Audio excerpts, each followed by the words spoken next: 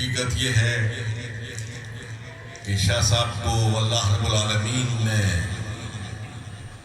صورت اور سیرت کا وہ حسن عطا فرمایا ہے کہ ان کو دیکھ کے بے اختیار زبان پہ یہ کلمہ جاری ہو جاتا ہے کہ چے رخ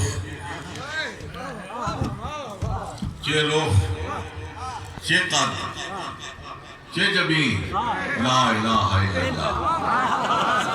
سبحان اللہ سبحان اللہ سبحان اللہ.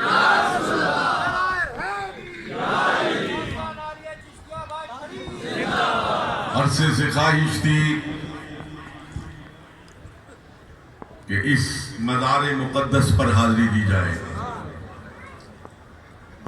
لیکن کل امر مرہون باوقاتہا، ہر کام کے لیے اللہ رب العالمین کی طرف سے ایک وقت مقرر ہوتا ہے.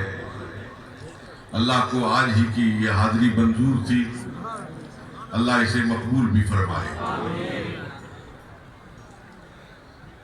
حضرات محترم، یہاں جید علماء کرام تشریف فرما ہے اور آپ نے ان کے مواعظ حسنہ سے مستفید ہونا ہے.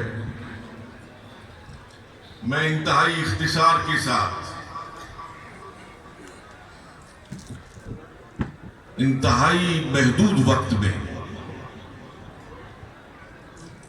چند گزارشات آپ کی نظر کرنا چاہتا ہوں.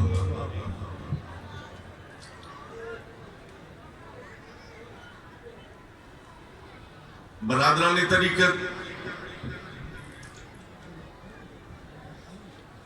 رسول اللہ صلی اللہ علیہ وسلم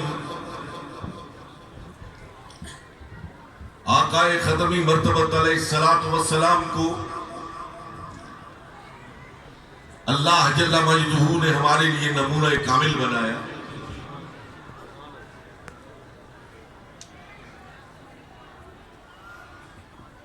نمونہ کامل ہونے کی صورت میں آپ کی کتاب زندگی کا ہر ورق ہمارے سامنے کھلا ہونا چاہیے تھا.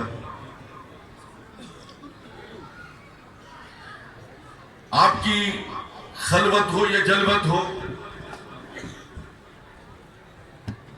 آپ کی زندگی کا خانگی پہلو ہو یا اجتماعی زندگی ہو، زندگی کا ہر گوشہ آپ کے غلاموں کی آنکھوں کے سامنے ہونا چاہیے تھا. سو اللہ رب العالمین نے اس کا اہتمام فرمایا. ایک زندگی کا ظاہری پہلو ہے، ایک اس کا باطنی پہلو ہے. ایک کا تعلق قول سے ہے اور ایک کا تعلق حال سے ہے. قول کا تعلق ظاہر سے ہے، حال کا تعلق باطن سے ہے. اللہ جل مجدہ نے قول کی حفاظت کی بھی ذمہ داری اور حال کو بھی محفوظ رکھنے کی ذمہ داری اٹھائی. حضور کا قال بھی موجود ہے، حضور کا حال بھی ہمارے سامنے موجود ہے. حضرات محترم، کسی کے فرمائے ہوئے کو منضبط کرنا، محفوظ رکھنا، شاید تاریخ میں اس کی اور بھی مثالیں موجود ہوں، لیکن حضرات محترم، کسی کے اشارے کو محفوظ رکھنا، کسی کے کنارے کو محفوظ رکھنا، کسی کے چہرے کی جنبش کو محفوظ رکھنا، کسی کو کے بولنے کو محفوظ رکھنا اور کسی کے نہ بولنے کو محفوظ رکھنا، یہ صرف سیرت محمد مصطفیٰ کا کمال ہے. حضور علیہ السلام کا بولنا بھی ہمارے پاس محفوظ ہے، حضور علیہ الصلوۃ والسلام کا نہ بولنا بھی ہمارے پاس محفوظ ہے۔ سبحان اللہ۔ حضرات محترم، حدیث کی کتابیں بھری پڑی ہیں جو اقوال مصطفیٰ ہیں، لیکن میں ایک خاص جانب آپ کی توجہ اہل علم کے اس اجتماع میں مبذول کرانا چاہتا ہوں۔ حدیث کی ایک اصطلاح ہے جسے حدیث تقریر کہتے ہیں۔ تقریر وہ نہیں جو میں کر رہا ہوں، حدیث کی اصطلاح میں تقریر اسے کہتے ہیں کہ حضور علیہ الصلوۃ والسلام کے سامنے کوئی کام کیا جائے اور آپ اس پہ خاموش رہیں۔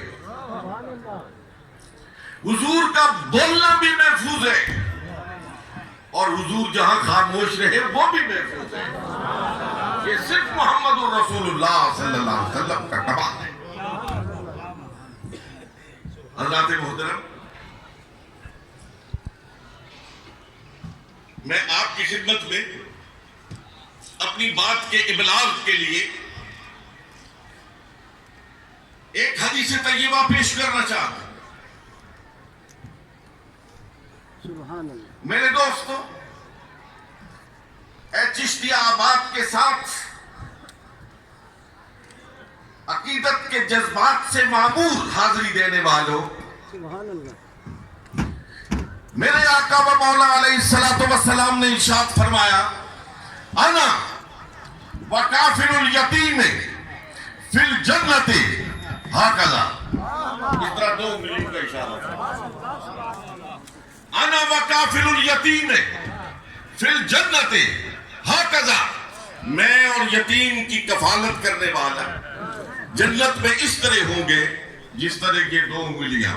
یہ حضور کا ارشاد ہے، لیکن میں جس جانب آپ کی توجہ کو مبذول کرانا چاہتا ہوں حضرات محترم، کہ آج بھی 1500 سال کے بعد کسی محدث کے درس حدیث میں جا کر بیٹھیے، جب وہ یہ حدیث بیان کرے گا تو صرف یہ نہیں کہے گا کہ انا وکافل الیتیم فی الجنت ہکذا، یہ نہیں کہے گا، بلکہ جب وہ یہ کہے گا انا وکافل الیتیم فی الجنت ہکذا، تو یہ دو انگلیاں بھی یوں اٹھائے گا۔ اس لیے کہ وہ صرف حضور کے الفاظ کی حفاظت نہیں کر رہا، وہ حضور علیہ الصلوۃ والسلام کی ادا کی بھی حفاظت کر رہا ہے۔ حضور کا قول بھی محفوظ حیدری، عظمت و شان مصطفیٰ، آمد مصطفیٰ، آمد مصطفیٰ، چہرہ بددہا، چہرہ بددہا، ماشاءاللہ۔ حضور کا قول بھی محفوظ، حضور کی ادا بھی محفوظ۔ میں نے بارہا ایک روایت علامہ صاحب نظر سامعین کی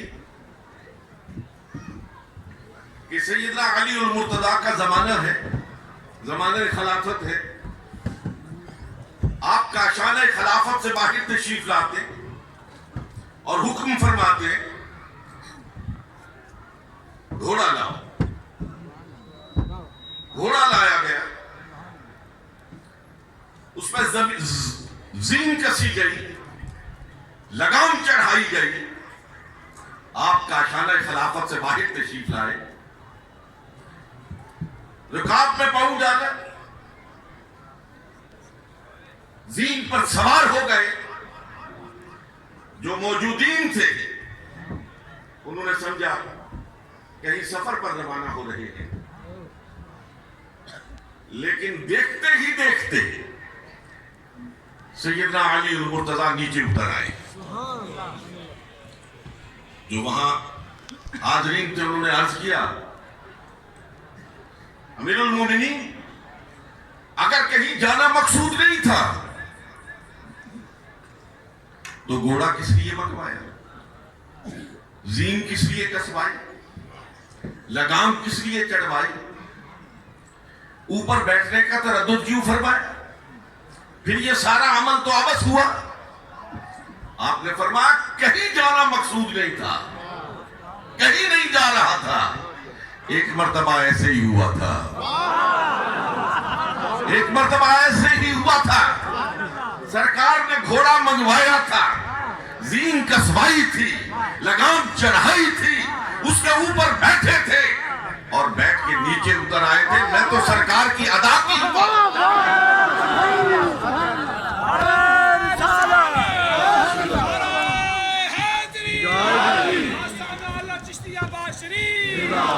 نعرہ حیدری، نعرہ حیدری، واہ واہ، حضرات محترم، کیا نکتہ، ماشاءاللہ کیا بات ہے، کیا میں بات ہے. تھوڑا سا آگے لے چلنا چاہتا ہوں۔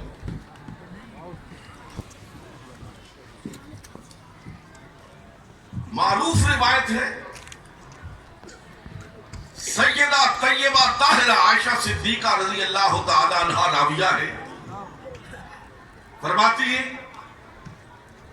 کہ حضور سرور کون و مکان علیہ السلام جب رات کے پچھلے پہر سر سجدے میں رکھ کر تسبیحات پڑھتے تھے تو آپ کے سینے سے ایسی آواز نکلتی تھی گویا ہڈیاں ابل رہی ہے،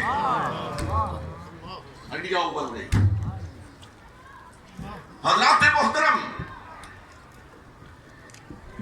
روایت کے یہ الفاظ، حضرت عائشہ صدیقہ کا یہ قول تو آپ کو بخاری کے صفحات پر نظر آتا ہے، لیکن وہ ہڈیا کی آواز کیسی ہوتی تھی،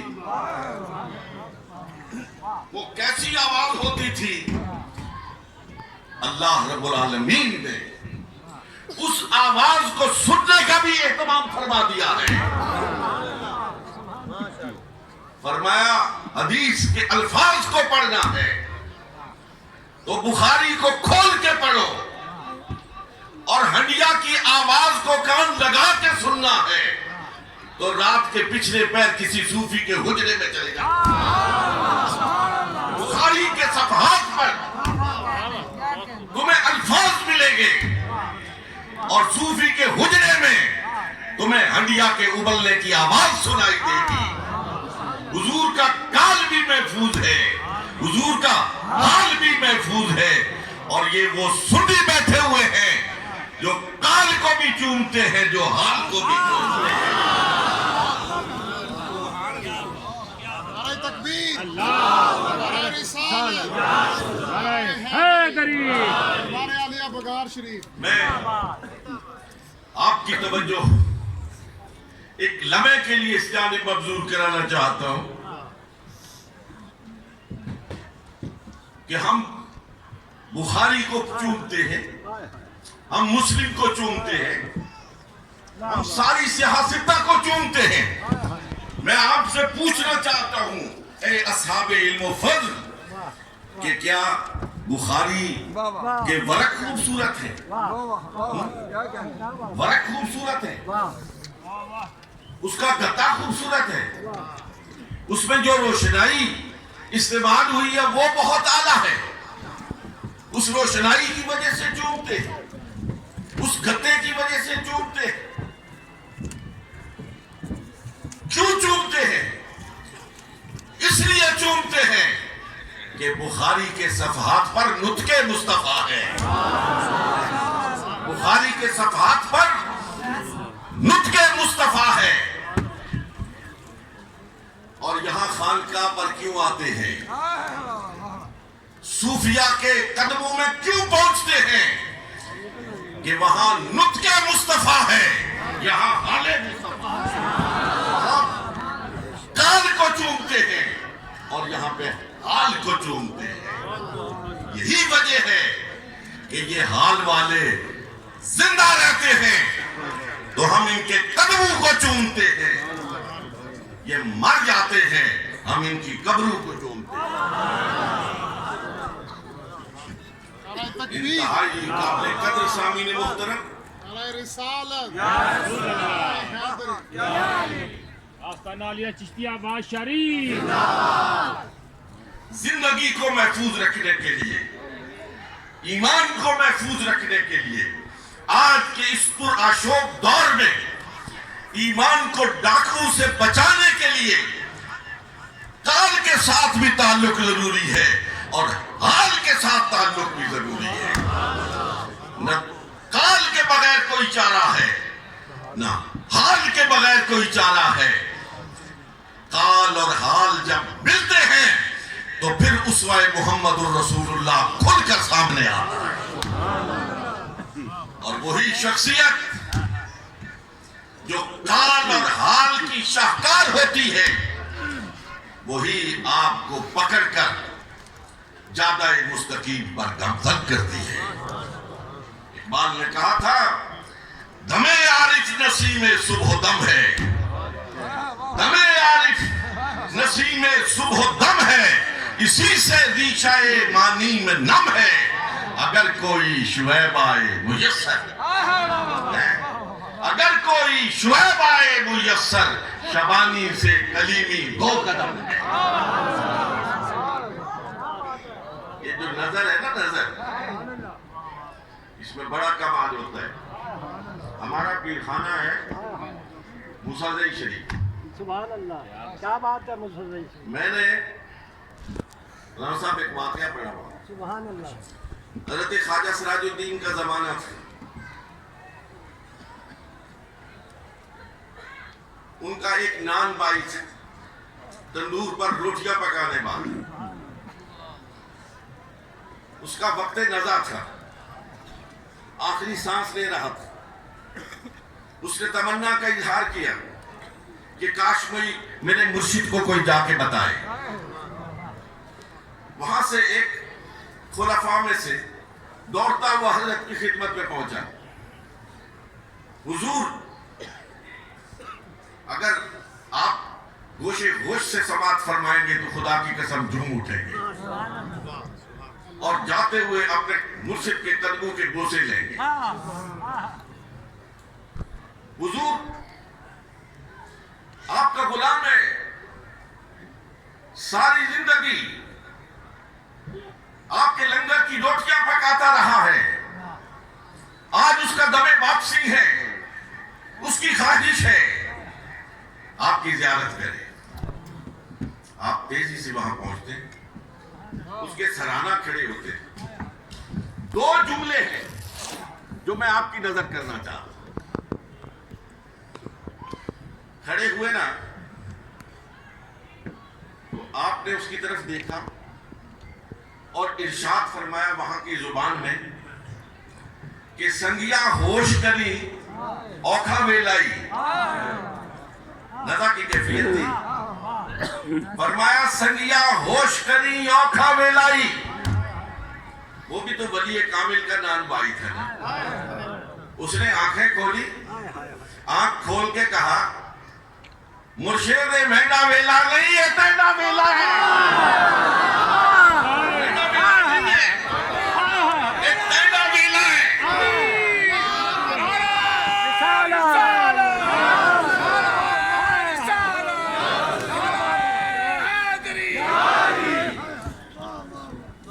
وہاں جو خلفاء موجود تھے وہ فرماتے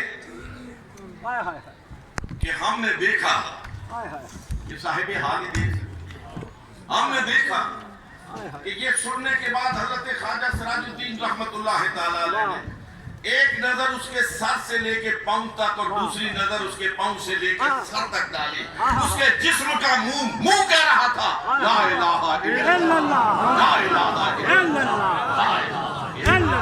اور وہ اپنی جان آفری کے سپورٹ کر رہا تھا. حضرت شاہ غلام علی دہلوی رحمت اللہ تعالیٰ علیہ،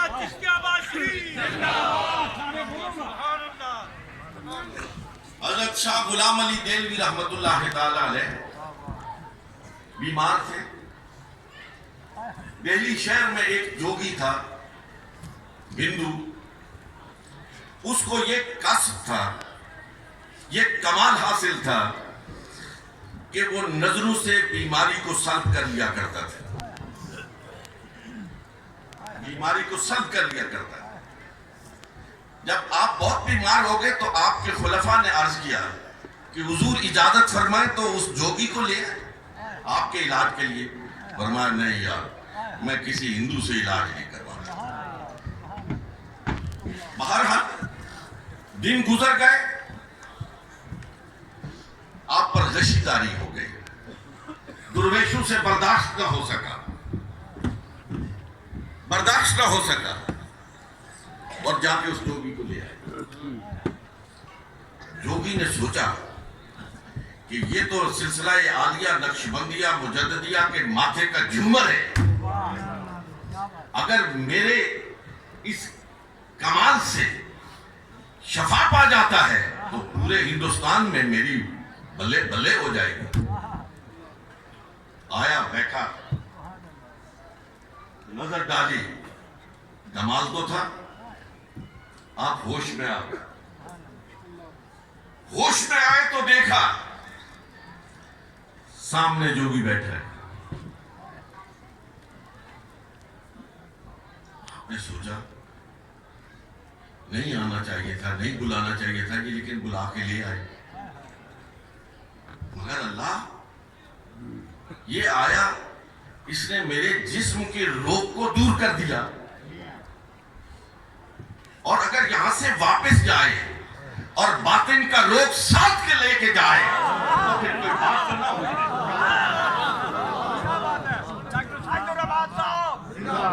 پھر تو کوئی بات نہ ہوئی. آپ نے کہا جوگی صاحب آپ کو یہ کمال کیسے حاصل ہوا؟ جوگی نے جواب دیا حضرت جی میں نے اپنے نفس پہ قابو پایا تو مجھے یہ کمال حاصل ہو گیا. کہا وہ کیسے؟ کہا حضرت جی میرے نفس نے کہا سو جاؤ, میں نے کہا نہیں سوتا, میں جاگتا رہا. کیونکہ ماں جاگتا رہا. نفس نے کہا کھاؤ, میں نے کہا نہیں کھاتا. نفس نے کہا پیو, میں نے کہا نہیں پیتا.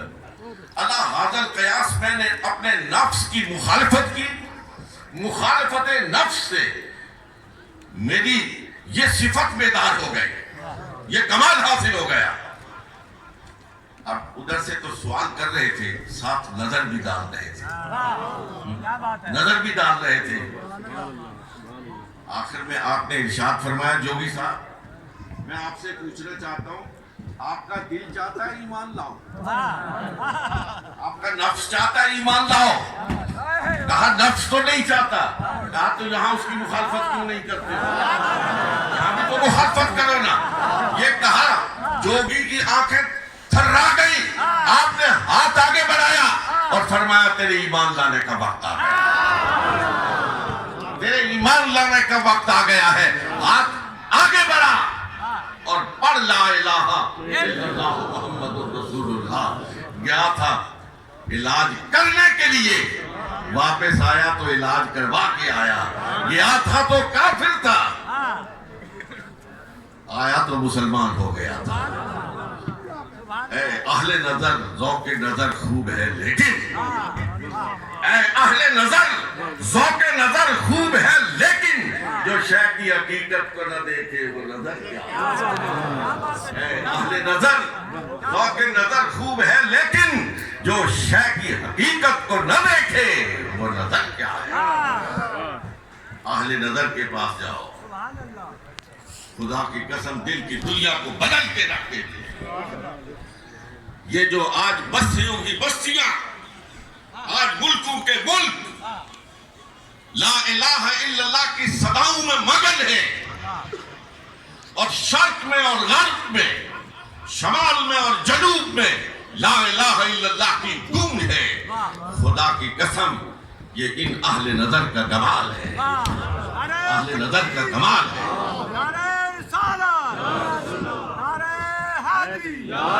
آستانہ عالیہ بگان شریف زندہ باد, آستانہ عالیہ بگان شریف زندہ باد. جس پیر کی درگاہ پہ بیٹھا ہوں ایک واقعہ ذہن میں گردش کر رہا ہے. پیر صاحبان کی اجازت سے آپ کی مجلس کی نظر کرتا ہوں. حضرات محترم سلطان شمس الدین التتمش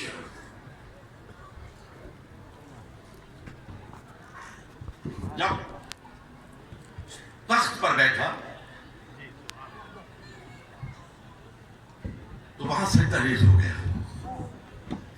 سجدے سے اٹھا تو عمائدین سلطنت سے پوچھا کہ مجھے بتاؤ یہ تخت مجھے کیسے ملا ہے, یہ بادشاہت مجھے کیسے ملی؟ ہر ایک نے کہا آپ کی ذہانت کی وجہ سے, آپ کی فطانت کی وجہ سے, آپ کی شجاعت کی وجہ سے, آپ کی سیاست کی وجہ سے, جو بھی صفات ممکن تھی سب گنواتے رہے. اس کی آنکھوں سے آنسو بہنے لگے. کہا نہیں, تمہیں نہیں معلوم, تمہیں نہیں معلوم, میں تمہیں بتاتا ہوں. میں بغداد میں تھا, ایک امیر عورت کے گھر پہ نوکری کیا کرتا تھا. ایک روز اس خاتون نے مجھے کچھ ٹکے دیے اور کہا بادشاہ جاؤ بازار میں جا کے سودا لے کے آؤ. میں بازار چلا گیا, وہاں دیکھا ایک ہجوم بے پناہ ہے, ہجوم عاشقاں ہے, درویشوں کا ازدحام ہے. میں قریب چلا گیا تو دیکھا کہ ایک خوبصورت شخصیت واز کہہ رہی ہے. میں بھی وہاں بیٹھ گیا. واز میں اتنا مگن ہوا کہ یاد ہی نہ رہا کہ کس کام آیا تھا. جب واز ختم ہوا تو عجیب صورت پیش آئی. میں نے جیب میں ہاتھ ڈالا تو وہ جو چند ٹکے تھے وہ غائب تھے,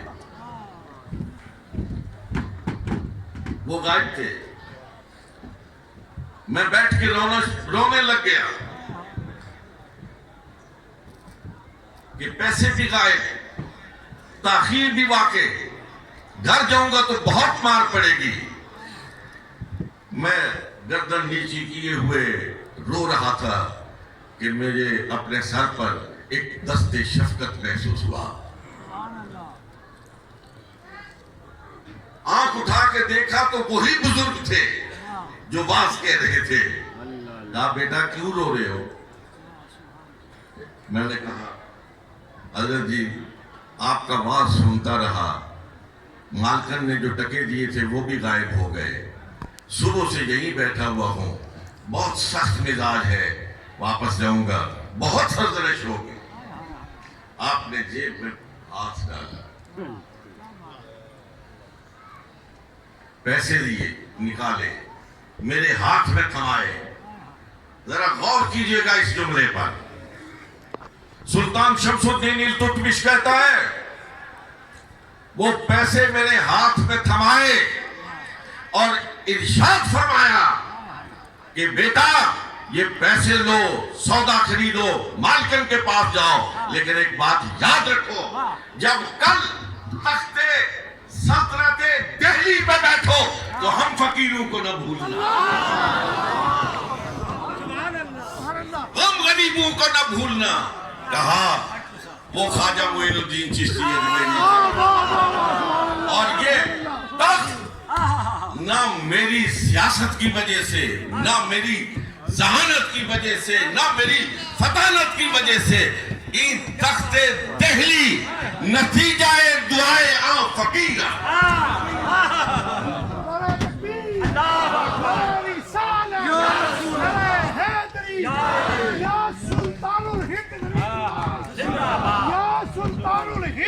غریب نواز, یا سلطان الہند غریب نواز. سبحان اللہ. حضرات گرامی,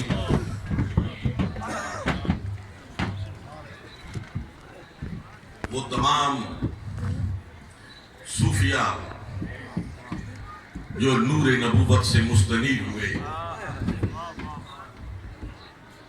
زندہ تھے اور زندہ ہیں,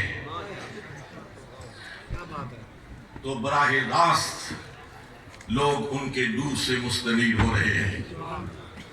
اور اگر قبروں میں چلے گئے ہیں تو خدا کی قسم اٹھا کے کہتا ہوں یہ قبریں بھی ان کے دلوں پر حکومت کر رہی ہے۔ کیا بات ہے، کیا بات ہے ڈاکٹر صاحب، سبحان اللہ۔ آرنلڈ کی بڑی مشہور کتاب ہے ریچنگ آف اسلام، اس نے پورے ہندوستان کا دورہ کیا، چپا چپا چھانا، اور اس کے بعد اپنا نتیجہ فکر لکھا۔ کہا میں نے بر صغیر کی تاریخ کو پڑھا ہے، چھانا ہے، آنکھوں دیکھا حال میرے سامنے ہے، لیکن کہتا ہے آرنلڈ کہ یہاں لوگوں کے اقتدار کے سورج طلوع ہوئے، غروب ہوئے، لیکن میں پورے سچائی کے ساتھ اس بات کی گواہی دیتا ہوں کہ اگر بر صغیر پر حکومت ہے تو اجمیر میں لیٹے ہوئے ایک فقیر کی حکومت، نعرہ تکبیر، اجمیر میں لیٹے ہوئے فقیر کی حکومت ہے۔ رسالت، نعرہ رسالت، خواجہ خواجگان، زندہ باد۔ لیکن یہ سب کمال ہے نور نبوت کا، یہ سب کمال ہے محمد الرسول اللہ کے قدوم بیعت لزوم کا۔ میں اپنی گفتگو کے آخری حصے میں اچانک میرے ذہن میں اپنے محبوب مکرم حضرت پیر نصیر الدین نصیر رحمت اللہ تعالی علیہ کی ایک ربائی آئی ہے، آپ کی نظر کرتا ہوں۔ آپ نے فرمایا کہ تجھ سے میری زندگی کا یہ نظام چل رہا ہے، تجھ سے میری زندگی کا یہ نظام چل رہا ہے، تیرا آستاں سلامت میرا کام، تجھ سے نعرہ رسالت، نعرہ حیدری، آستانہ عالیہ چشتیہ شریف، ڈاکٹر صاحب زادہ ساجد الرحمان صاحب، تجھ سے میری زندگی کا یہ نظام چل رہا ہے، تیرا آستاں سلامت میرا کام چل رہا ہے، نہیں عرش فرش پر ہی تیری عظمتوں کے چرچے، نہیں عرش فرش پر ہی تیری عظمتوں کے چرچے،